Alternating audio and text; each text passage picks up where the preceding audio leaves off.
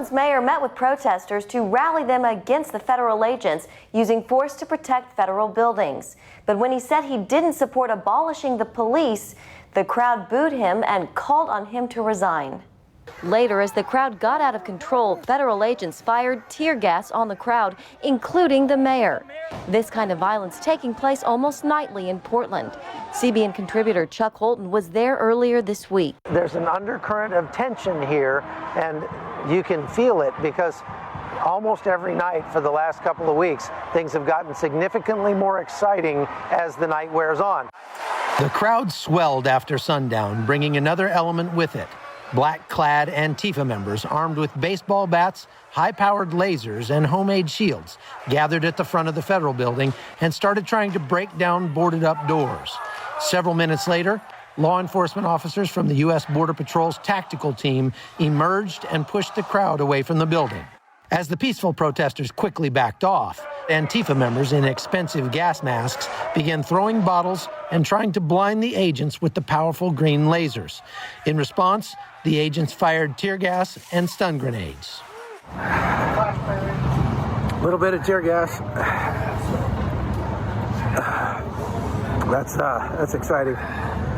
Ooh, should have brought a mask. Oh, yeah. Goggles, things like that. In response to growing violence in America's cities, President Trump announced he's expanding Operation Legend, sending more federal agents to cities, starting with Chicago.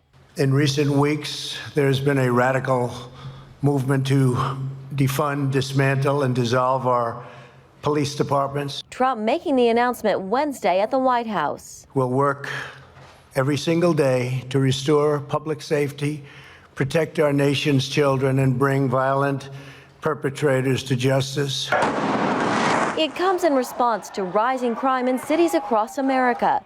The president blaming their Democrat leaders. Surveillance video shows this drive-by shooting Tuesday in Chicago. At least 15 people were hurt. This year in the Windy City, more than 400 people have been murdered. That number up nearly 50% from the previous year. The mayor of Chicago says her team will work with the federal agents, but making clear they're not there to fight protesters. So they're not federal troops.